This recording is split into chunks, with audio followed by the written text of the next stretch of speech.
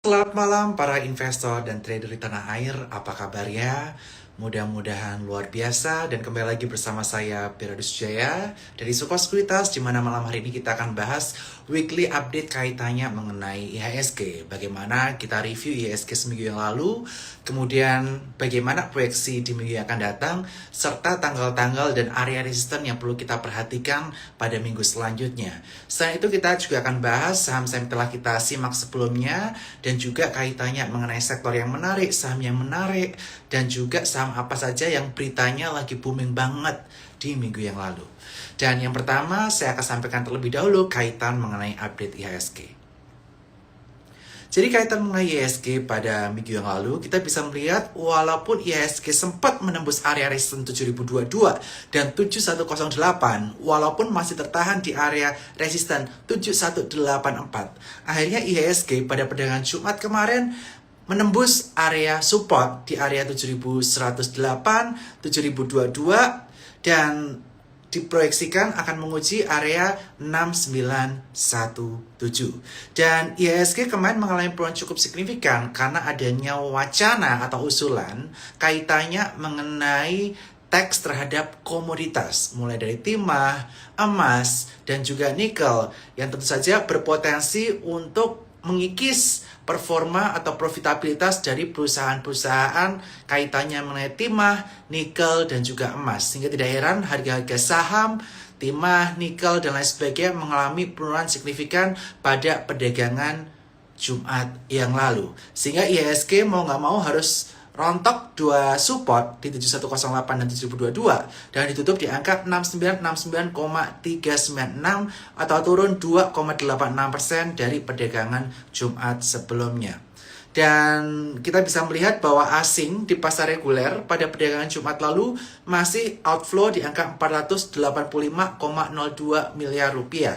Dan year to date udah outflow di kisaran 47,4 triliun rupiah di pasar reguler.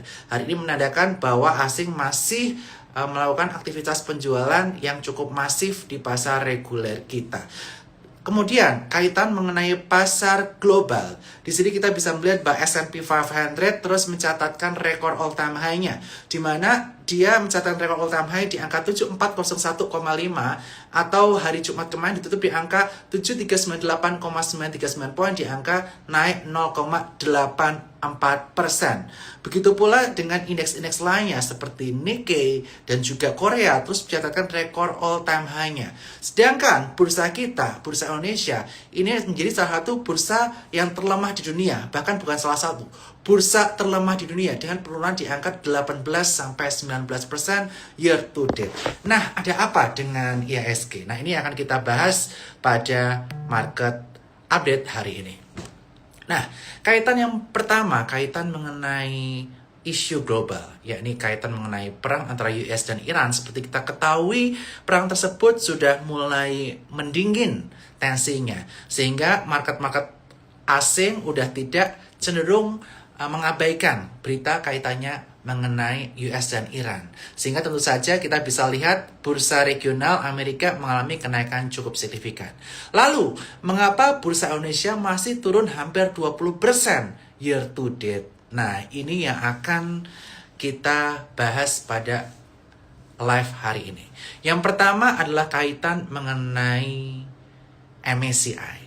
MSCI ini seperti kita ketahui Januari mengakibatkan bursa kita rontok karena kita diancam untuk turun ke frontier market, kemudian di-freeze penambahan konstituen barunya, dan di bulan April kemarin MSCI sudah mengeluarkan surat kepada Indonesia, tapi udah tidak membahas mengenai frontier market lagi ya, tapi membahas kaitannya mengenai freeze masih dilangsungkan di bulan Mei, dan final review atas 4 proposal yang telah dilakukan oleh IDX OJK kaitannya mengenai data di atas 1%, kemudian high shareholder concentration, kemudian perubahan daftar atau klien kategori dari 9 ke 39 dan juga anti free vote 15% 2029 itu sudah disubmit proposal ke MSCI dan MSCI masih mereview, dan data kaitan mengenai di atas 1% juga udah keluar per akhir Maret kemarin, udah keluar di awal April, dan ini lagi direview datanya oleh MSCI.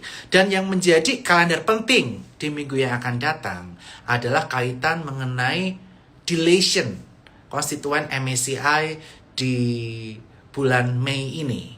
Yang pasti di-delete adalah 2 saham yang dikeluarkan atau yang masuk ke dalam kategori High Shareholder Concentration atau HSC. Ini potentially atau hampir pasti akan keluar dari indeks MSCI.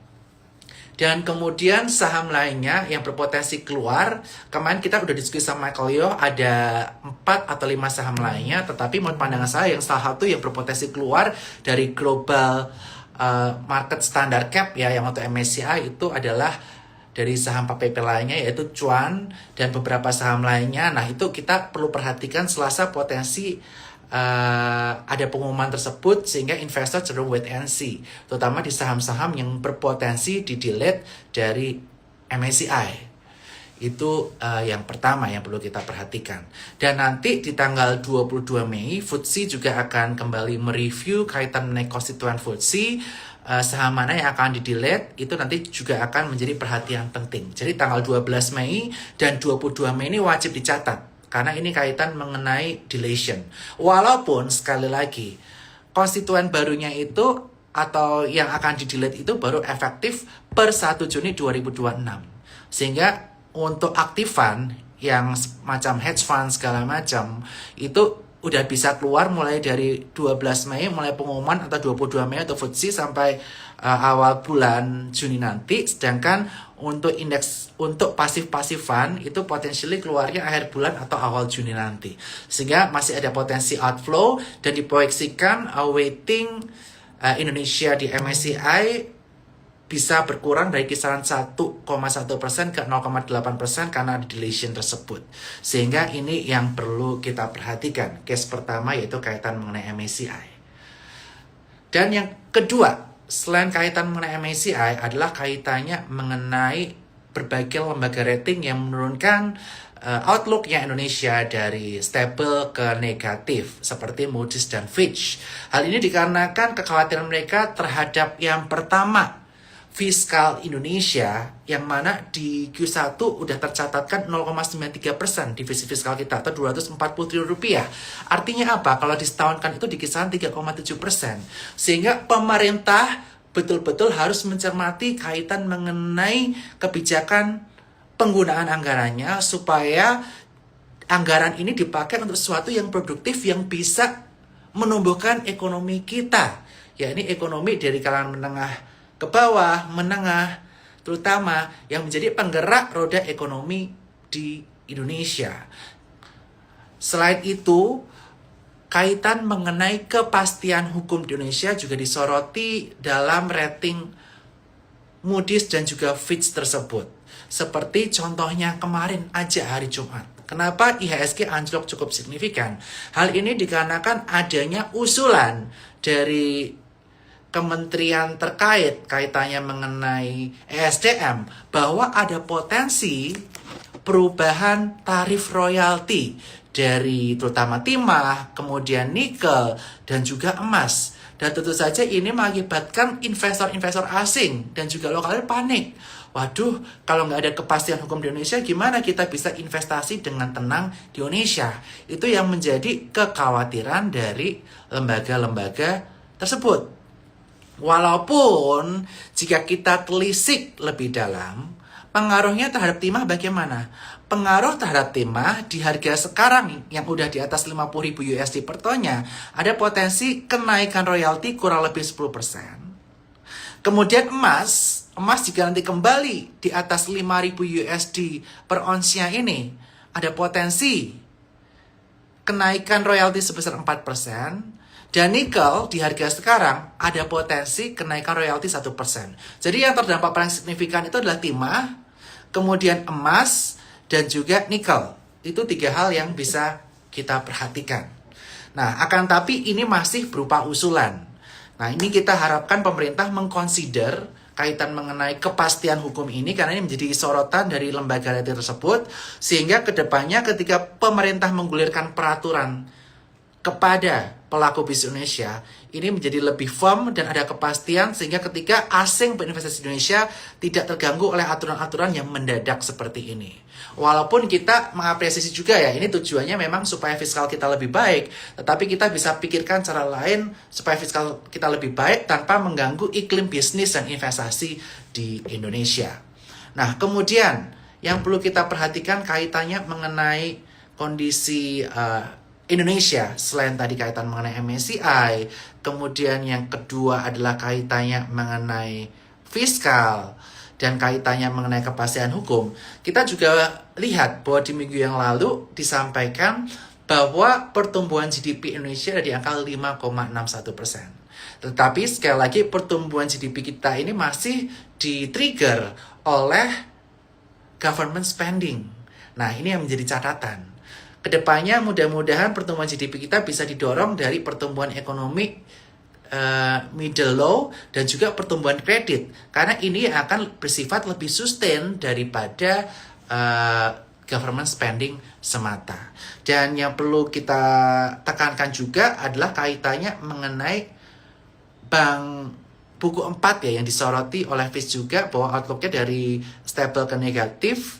Ini juga mengakibatkan outflow cukup signifikan dari perbankan, walaupun tentu saja kita bisa lihat perbankan kita masih cukup tertekan ya dengan adanya perubahan outlook tersebut, karena ada kekhawatiran juga nanti jika bank-bank ini dipakai untuk menyalurkan kredit kaitannya mengenai MBG ataupun Koperasi Merah Putih, ini bisa meningkatkan NPL dari sektor tersebut. Nah, kemudian kaitan mengenai pergerakan IHSG. Bagaimana potensi pergerakan IHSG hari Senin besok? Ini yang ditunggu-tunggu ya. Jadi, salah satu penggerak indeks yang cukup signifikan di sektor perbankan adalah BMRI. Ini dicatat ya teman-teman ya. Dia weightingnya cukup besar di IHSG. Dan tanggal 11 Mei besok adalah ex-date dari BMRI. Dan dividen yield-nya di angka sekarang itu di kisaran area 8%. Oleh karena itu ada potensi penurunan harga BMRI bisa mencapai 8% juga, dan ini bisa menjadi pendorong melemahnya market di esok hari. Nah, market besok potensially akan menguji area support di area 6917. Dan next support di area 6829. Dan di area-area tersebut kita boleh beli atau bye-bye dulu. Itu yang menjadi pertanyaan. Kalau menurut pandangan saya, area 6917 sampai area 6829 itu merupakan area best price kita untuk masuk atau entry ke market. Karena indeks kita udah turun lebih dari 20% dari titik puncaknya. Dan menurut keyakinan saya, berita-berita buruk udah keluar.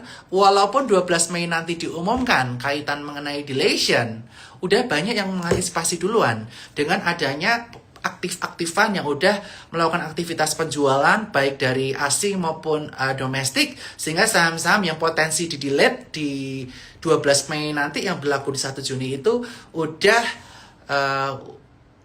price in. Nah, oleh karena itu area 6829 sampai area 6917 ini menjadi area yang menarik untuk kita lakukan akumulasi. Kalau jebol 6829 bagaimana? Nah, kalau jebol 6829 ada potensi ke kisaran 6.740 sekitar itu. Tetapi sekali lagi, kalau jebol 6829 sesuai janji saya akan bikin live lagi. Karena saya masih cukup optimis IHSG itu tahan di area 6829 sampai 6917. Intinya seperti itu. Nanti saya akan bikin live lagi.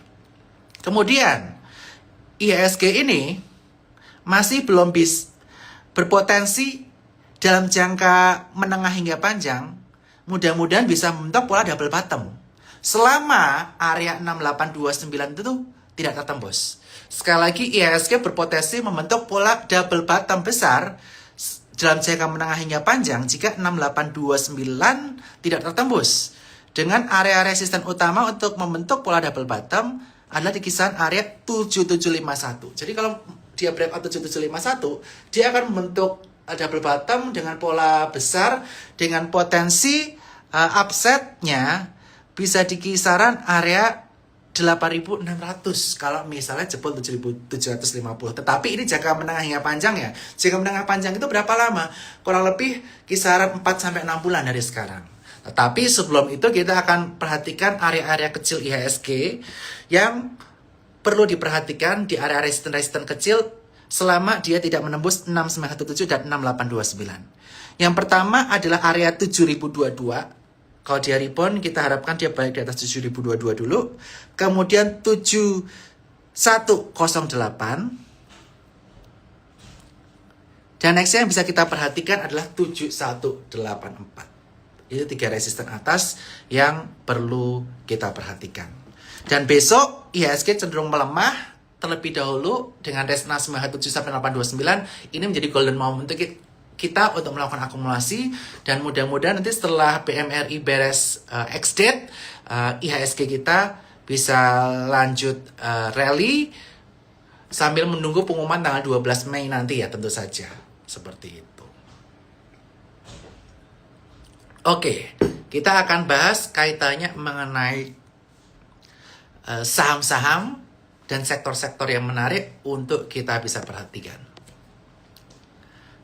Terakhir kali saya menyampaikan PMRI menarik untuk jangka panjang sebagai pemain bertahan. Mengapa? Karena dia menghasil dividen yang cukup besar dan rutin. Yield setahun itu bisa lebih dari 6-7%. Tetapi udah lewat cum-date sekarang. Jadi sekarang untuk saham-saham bank, ya ini mainnya panjang banget. Bagi dividen interim mungkin baru akhir tahun. Dan dividen fullnya baru Q2 tahun depan. Jadi untuk banking mungkin aku nggak akan bahas lagi terlebih dahulu karena masa dividen udah lewat. Saya akan bahas beberapa saham lainnya yang bisa menjadi perhatian untuk teman-teman sekalian.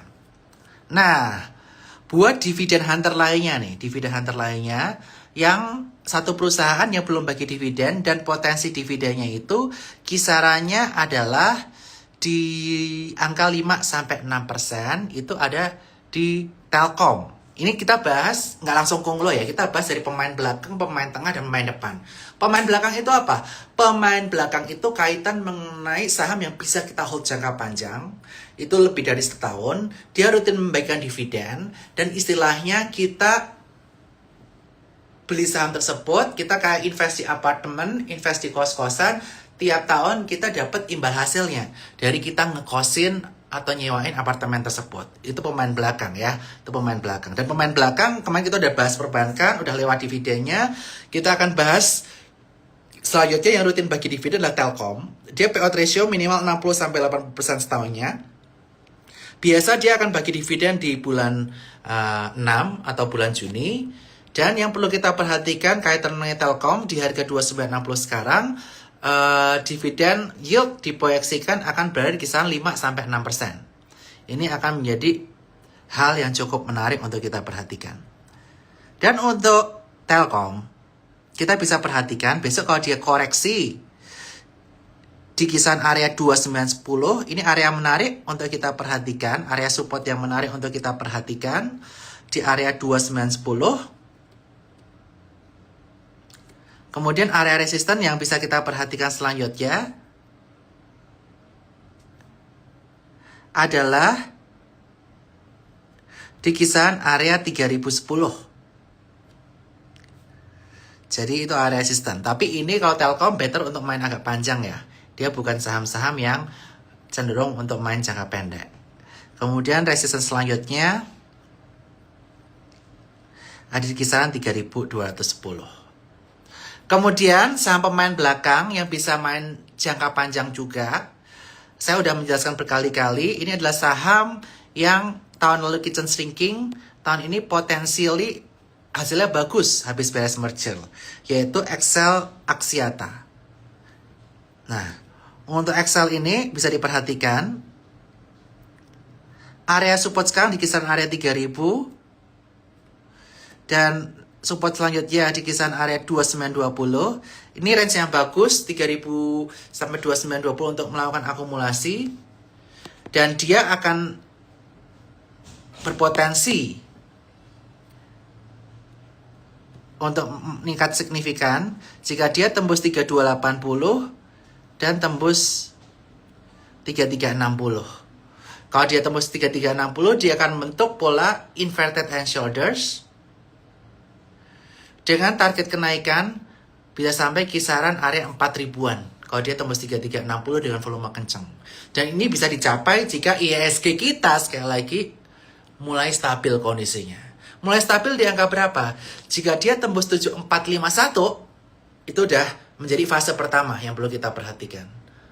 Jadi tembus 7184 dulu, 7184 dulu, dia breakout ke atas, karena kemarin dia gagal tembus, ke 7184 tembus, ini bagus. Kemudian major resistance lainnya di area 7451, dan selanjutnya di 7751.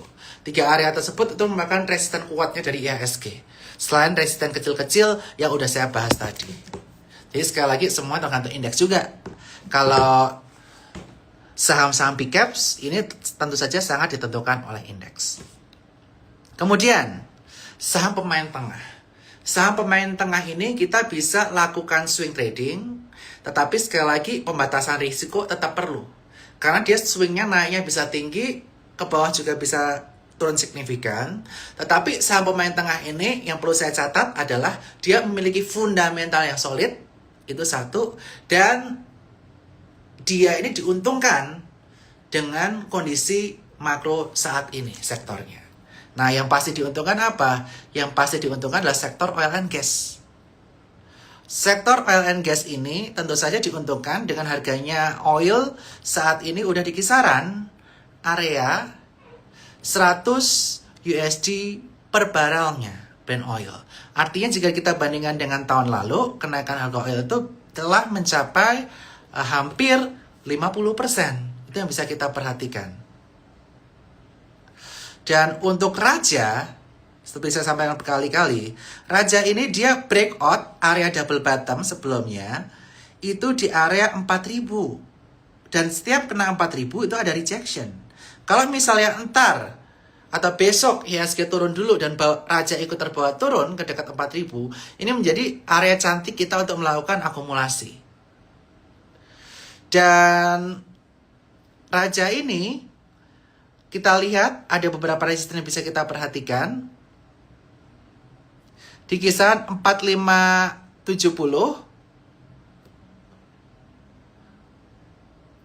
Kemudian di kisaran area 4900. Dan area 5025. Lakukan stop loss pada Raja jika dia turun di bawah 3800. Dan Raja ini cukup menarik karena anak usahanya yakni Ratu ditargetkan akan melakukan akuisisi minimal 2 blok pada tahun 2026 ini. Kemudian selain Raja, yang bisa kita perhatikan anak usahanya dari Raja yaitu ada Ratu. Di sini Ratu yang bisa diperhatikan adalah area support di kisaran 5650. Tapi dia masih bentuk lower high lower low ya. Ini perhatiin di area 5650, tetapi best price-nya untuk beli Ratu itu dari antara 5650, nextnya adalah pola breakout double bottom-nya di kisaran 5250, itu best price-nya. Stop loss jika dia turun di bawah 4800. Emang agak lebar-lebar pemain tengah ini. Karena kenapa? Kita pakai momentum trading. Karena kita percaya fundamental perusahaan ini bisa bagus. Apalagi Ratu ini baru saja mengakuisisi blok Madura. Belum terreflect di Q1 resultnya. Nanti mungkin baru terreflect di Q2, Q3. Tapi nanti akan diamortisasi dari awal tahun lagi. Kemudian sektor yang diuntungkan lainnya selain sektor minyak, ada sektor batu bara. Nah, sektor batu bara saya selalu menyampaikan ada Bumi dan Dewa. Nah, sebenarnya ada yang nanya, kemarin usulan dari Kementerian ESDM tuh terdampak gak batu bara? sebenarnya nggak terdampak. Tetapi karena kemarin pada panik massal dengan adanya usulan tersebut, semua saham rontok. Nah, rontok tapi ini menjadi opportunity yang bagus untuk kita melakukan akumulasi atau pembelian. Untuk Bumi, bisa perhatikan area support di kisaran 214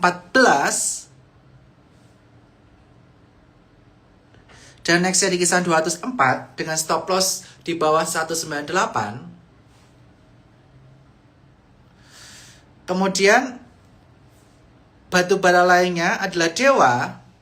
Nah, Dewa ini cantik jika dia tertahan di area breakout pola inverted at head and shoulders ya, di area 462. Jika dia ada rejection di 462, ini cukup menarik dengan area resistance selanjutnya di kisaran area 505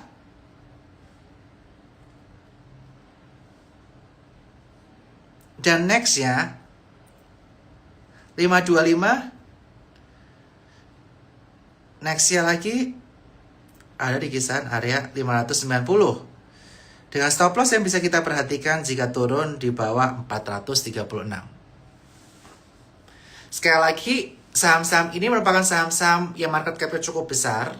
Jadi pergerakannya tentu saja akan ditentukan salah satunya oleh indeks juga. Oleh karena itu kita berharap indeks kita juga bisa menguat, tidak menjadi indeks terjelek di dunia, tetapi bisa menyusul performa negara-negara lain.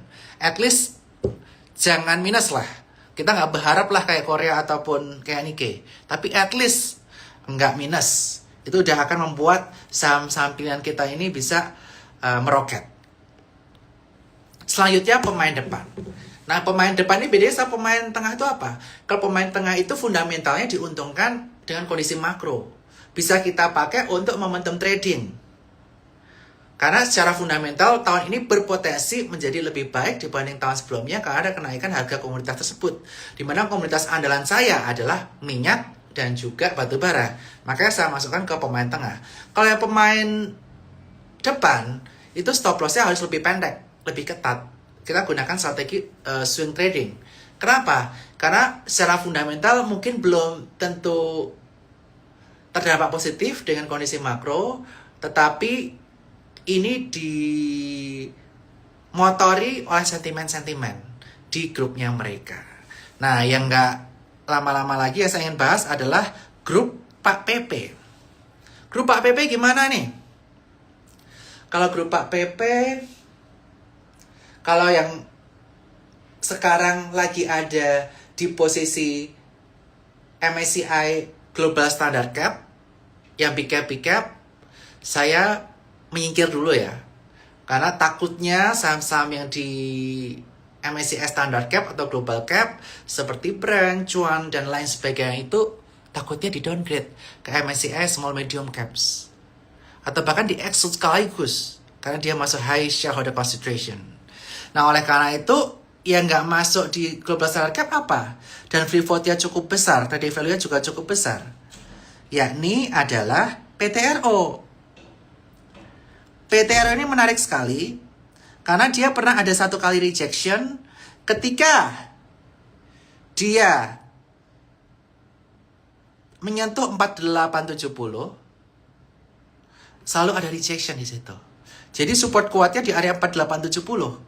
Di bawah 5000 menuju 4870 itu menjadi area support kunci untuk PTRO yang menarik untuk kita perhatikan.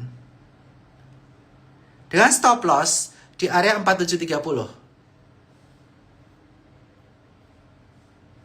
Oke.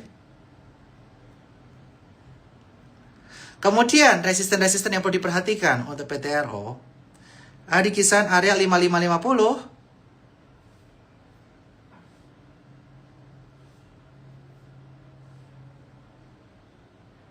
dan juga selanjutnya ada di kisaran 5950. Dan PTO itu swingnya lebar-lebar. Jadi sekali turun bisa kenceng, tapi sekali naik juga bisa kenceng banget. Jadi sesuaikan porsinya ketika ambil posisi.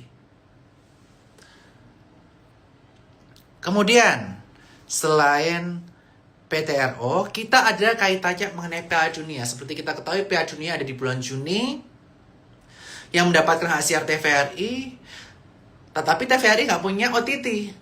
Nah, yang ada OTT adalah di grup ini. Plus, dirumorkan di berbagai media seperti CNBC Indonesia bahwa ada anak usaha yang berpotensi IPO seperti Dana, Video, ataupun anak usaha yang lain seperti kaitannya mengenai Mata, rumah sakit Mata, atau kaitan mengenai Rans Entertainment. Saya nggak tahu yang di berita itu yang benar yang mana. Tapi kalau saham grup ini itu kalau ada corporate action biasanya kenaikannya akan cukup signifikan. Yakni adalah MTEK. Nah, MTEK ini juga tertekan cukup dalam karena penurunan indeks ya. Kemarin banyak panic selling, sehingga MTEK ini mengalami penurunan cukup signifikan. Tetapi, perhatikan, area 745 ini menjadi support kunci untuk MTEK. Nah, ini ada yang nanya, kenapa nggak SMA? Sebenarnya sama aja, tapi kalau saya lebih lihat MTEK-nya, karena trading value hariannya lebih gede. Jadi, untuk size yang trading value lebih gede, yang lebih gampang keluar masuk itu yang cari yang trading value lebih besar. Nah, MTEK ini, coba cek teknikal. Dia ini, dulu titik breakout-nya yang membentuk pola double bottom, cek di mana? Itu di area 745. Nah, 745 ini jangan sampai jebol. Nah, di sini ya, kelihatan nggak? Ini ada pola double bottom kecil di sini nih, double bottom. 745 waktu itu breakout dengan volume cukup kencang dan ini menjadi tahanan utama untuk MTEK di area 745. Lakukan stop loss jika dia turun di bawah 715. Potensi dia bisa sampai 715 kalau IHSG breakdown 6829. Karena tentu saja indeks itu akan mempengaruhi harga sahamnya juga. Nah, resisten yang kita perlu perhatikan untuk MTEK. Jadi area 745 tadi disclaimer on ya, itu bisa dilakukan averaging down di dekat-dekat situ. Area resisten yang kita bisa perhatikan untuk MTEK ada di kisaran area 855. Dan nextnya ada resisten kunci, yaitu di kisaran area 965. Nah, 965 ini jika tembus, dia akan membentuk pola double bottom besar. Dan ini akan menjadi potensi yang menarik sekali untuk MTEK. Oke, kita akan lanjut ke yang lainnya. Mungkin ada yang tanya, SMA juga deh, nggak apa, saya jawab sekalian. SMA ini, perhatikan area support di area 244. Biasanya dia ada rejection di situ. Dan untuk SMA ini bisa naik kencang, dia perlu breakout di area 268, baru nanti dia bisa ke area 284. Seperti itu. Oke, tadi udah ada kaitan mengenai Pak PP, kaitan mengenai Piala Dunia. Kita bahas komoditas-komoditas lainnya. Dan di sini aku pengen jelasin lagi, kalau aturan royalti dari pemerintah berlaku, ada potensi yang pertama sektor emas akan kena hit 4%. Royaltinya akan naik 4% jika dia menembus area 5.000 USD per ounce-nya. Nah, nggak heran kemarin saham-saham emas pada mengalami penurunan cukup signifikan. Walaupun perusahaan emas perhiasan ini cukup menarik ya, emas perhiasannya cukup menarik, karena dengan kenaikan harga emas, jual beli emas perhiasan itu volumenya jadi naik, mereka spreadnya naik di angka 10%, dan net profit dari perusahaan ini di angka 433,5 miliar tahun 2026 atau naik lebih dari 200%, yaitu adalah Harta Dinata. Harta Dinata ini menjadi andalan saya untuk sektor di kaitan mengenai emas. Area support yang perlu kita perhatikan adalah di area 2620. Dan stop loss jika turun di bawah 2470. Resisten yang perlu diperhatikan di area 2870. Dan nextnya di area 3070.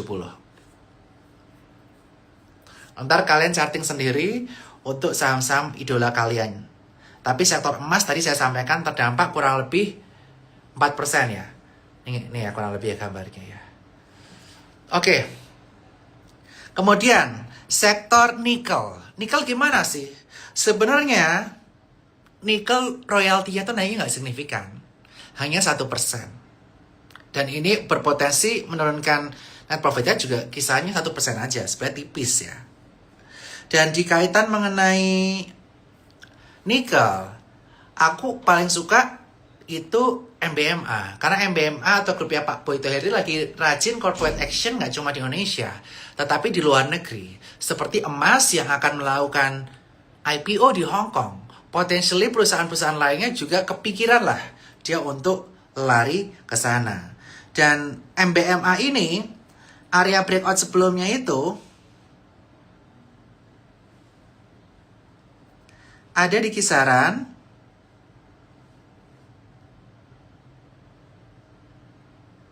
565. 565 menjadi area kunci untuk MBMA. Dengan area resisten di kisaran 705. Dan next ya ada di area 780 untuk MBMA. Dan MBMA ini kemarin turun cukup signifikan 11,45%. Ini menjadi sesuatu yang bisa kita perhatikan juga. Nah, yang turun paling dalam pada perdagangan Jumat lalu adalah Timah atau TINS. Kenapa? Karena Timah ini kalau harganya menembus 50.000 USD per tonnya, coba tebak kenaikan royaltinya berapa persen? Kenaikan royaltinya itu bisa lebih dari 10%. Makanya penurunannya sangat signifikan. Dia bisa hit bottom line kurang lebih 10%. Revenue, sorry. Jadi tentu saja ini akan berdampak ke performa Timah jika usulan ini betul-betul diluncurkan. Itu yang menyebabkan kekhawatiran investor. Dan Timah kemarin dia breakdown area support 3580. Dan ini belum pernah aku bahas juga ya saham Timah di live saya. Timah ini kalau menurut saya baru menarik jika dia masuk ke area breakout sebelumnya di area 3380. Di area 3380 ini Timah baru menarik. Dengan area resisten minornya di kisaran 3610 dan nextnya di kisaran area 3880. Nah, Timah gimana? Timah ini sebenarnya profitabilitasnya itu naik signifikan sekali. Naik hampir 15 kali lipat di angka 1,5 triliun net profit Q1. Jadi sebenarnya dampaknya akan gitu berasa sih kaitan mengenai royalti ini. Jadi kemarin tuh mereka orang-orang yang panik aja. Kurang lebih seperti itu. Nah, kemudian kita akan bahas saham-saham lainnya kaitannya mengenai RMKE. Nah, ini banyak nanya-nanya. RMKE ini termasuk cukup kuat ya. Jagain aja dia di area 3100. 3100 itu dia ada pola apa? Cup and handle. Betul nggak? Ada pola cup and handle. Atau double bottom atau inverted and shoulders di sini nih. Kelihatan ya? Inverted and shoulders 3100. Selama bertahan di 3100 itu bagus. Dengan area stop loss untuk RMKE itu di kisaran area 2950. Jadi RMKE ini baru akan rally jika dia bisa menembus area 3300 dan rally kencangnya baru akan bisa terjadi jika tembus 3580. Nah, kalau dia tembus 3580, dia akan bentuk cup and handle. Ini baru akan lari kencang ketika dia tembus 3580. Ya. Kemudian, tadi ada nanya sektor properti gimana? Properti. Oke, properti apa happy ya? Yaitu BUFA. Bufa kemarin dia baru aja breakdown area support ya. Di kisaran area 1050. Saham daily, thank you Kodoni. Pasti istirahat Kodoni, terima kasih. 1050.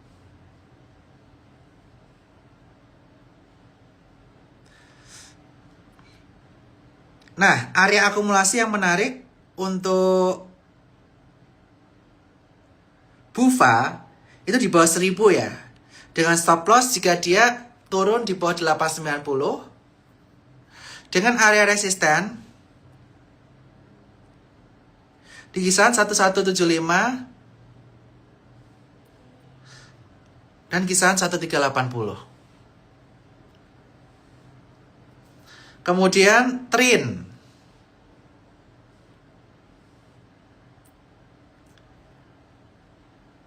TRIN ini kita pakai Fibonacci retracement.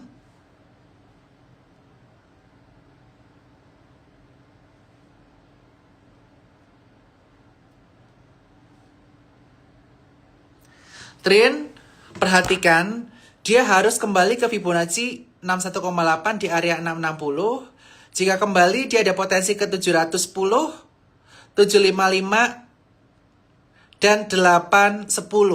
Ini area penting untuk saham TRIN. Jika dia menembus area 890, dia baru bisa rally panjang. Dan ini pun ditentukan dengan IHSG juga. Selama IHSG belum kuat, tentu saja volume di market lebih banyak fear-nya daripada optimisnya. Kurang lebih seperti itu. Kemudian, ini ada yang nanya lagi. Properti, ada yang nanya Pani. Bagaimana dengan Pani? Pani ini market kapitalisasinya juga cukup besar ya. Jadi, ini juga akan terpengaruh dengan indeks. Pani ini boleh akumulasi di area 8450 hingga 8200. 8450 sampai 8200 boleh akumulasi, tetapi harus stop loss jika turun di bawah 8100. Dengan area resisten di kisaran 9225 dan 9475. Jika dia tembus 9475, ada pola cup and handle. Dia baru bisa lari kalau dia ada tembus 9475. Untuk Pani. Kemudian, Bumi Dewa udah aku bahas ya tadi ya. Nggak akan aku bahas lagi. Perkapalan bull. Bull ini dia lagi patah tren ya. Dia membentuk pola inverted and shoulders. Secara teknikal. Dia patah tren. Turun di bawah 486. Target penurunannya bisa ke area 436.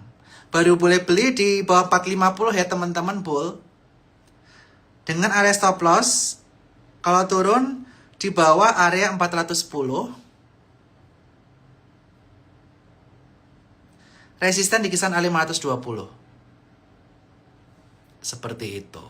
Tenang, nanti kita akan simpan di sini. Jadi perhatiin.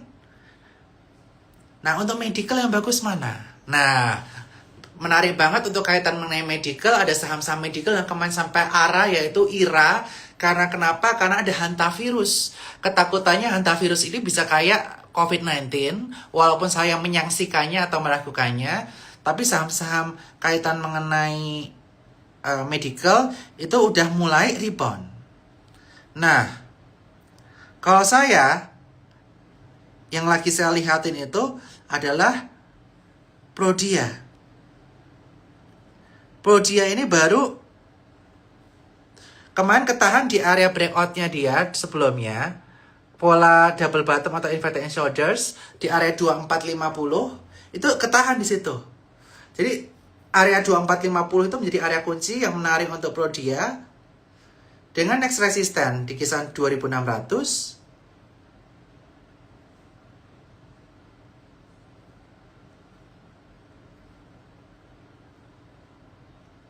Dan nextnya di area 2780. Kalau dia tembus 2780, dia akan cantik banget untuk Prodia. Dan secara fundamental, Prodia ini juga beri perdagangan di PBV di bawah 1 kali 0,98 dan PI 34,42. Dan yang menjadi catatan saya adalah Prodia ini mulai mencatatkan pertumbuhan positif dibandingkan dengan performa Q1 tahun lalu. Bottom line-nya itu naik kurang lebih di angka 200% dibandingkan tahun lalu. Kurang lebih seperti itu. Kita bahas sektor apa lagi? Saya udah bahas sektor-sektor yang menarik, sekarang saya akan bahas berita-berita. Nah, berita yang cukup kita highlight pada minggu yang lalu adalah teman kita yang investor kripto, yaitu Gabriel Ray. Akhirnya dia menancapkan kaki di pasar modal juga. Jadi selamat kok Gabriel Ray udah masuk ke pasar saham juga. Which is ini menjadi tanda bahwa pasar modal kita itu cukup menarik juga untuk investor kripto. Jadi buat teman-teman yang masih di kripto bisa masuk ke saham, ini menjadi opportunity yang menarik. Dia baru masuk di saham CBRE. Nah, bagaimana dengan performa CBRE ini? CBRE ini digadang-gadang akan melakukan right issue di buku Desember, sehingga potensial right issue-nya itu ada di bulan Juni ya. Dan CBRE ini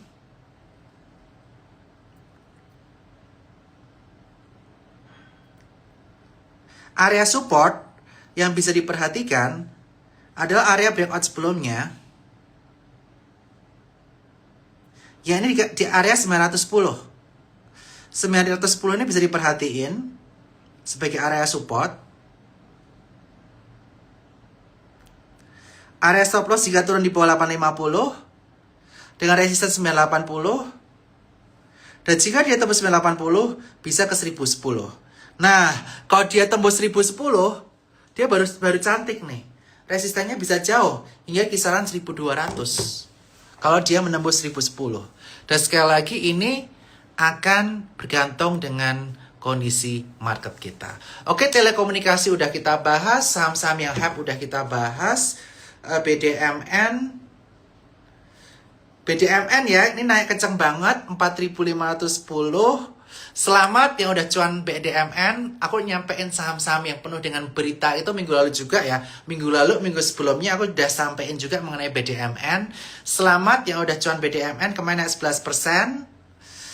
Jadi kemarin dia itu tuh breakout di area 4350. Next resistennya adalah 4800. Kalau tembus 48, dia berpotensi untuk menuju area 5000-an. Nah, BDMN ini kenapa ramai adalah kaitan mengenai isu atau rumor di berbagai berita mengenai merger dengan MUFG. Kemudian amonia. Nah, ini ESA. Ini ESA aku juga lumayan merhatiin ini lagi kan.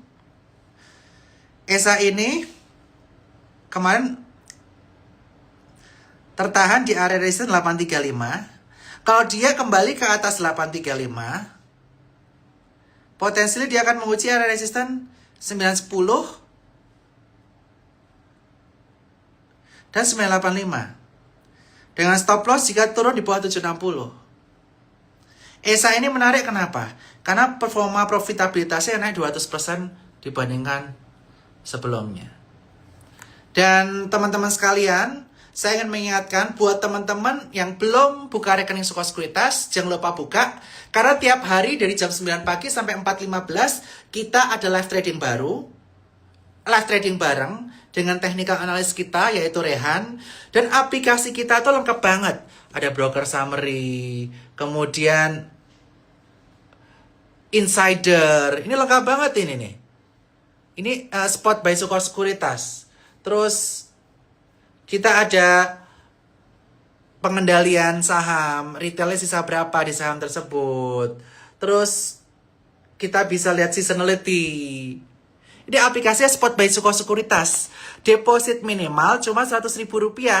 Jangan lupa buka rekeningnya di bio saya, ada di onboarding.sukorsekuritas.com. Minimal buka berapa? Minimal buka itu cuma Rp10.000. Kalau sama saya kan cuma seminggu sekali ya, di hari Minggu malam jam 9. Kalau sama Sukor, tiap hari dari jam 9 sampai jam 4.15 ditemenin trading bareng. Kurang apa? Jadi jangan lupa join di onboarding.coachcast.com. Fee-nya hanya 015, 025. Sama kayak yang lain. Dan saya juga ingin mengingatkan buat teman-teman yang pengen upgrade ilmunya di kala market turbulen seperti ini. Proyeksi saya harusnya setelah event IDEO Festival, Stock IDEO Festival 2026 di tanggal 23 Mei nanti, mudah-mudahan bullish. Siapkan diri Anda, beli tiketnya di link bio saya di gowers.co/Stock IDEO Festival 2026. Di situ bakal ada 17 pembicara saham, bakal kasih kisi-kisi untuk tahun 2026, terutama di second half. Ini akan menjadi fondasi yang penting buat teman-teman untuk ngerti top-down analysis, market outlook dari Cicuai, kemudian saham-saham menarik dari Cobernat, MACD, kemudian money flow dari Michael Yoh, pokoknya lengkap. Gitu. Dan yang mau buka rekening, yang mau tanya-tanya, DM saya aja. Sekian dari saya, mudah-mudahan membantu hari ini dan see you semuanya dan bye-bye. Thank you.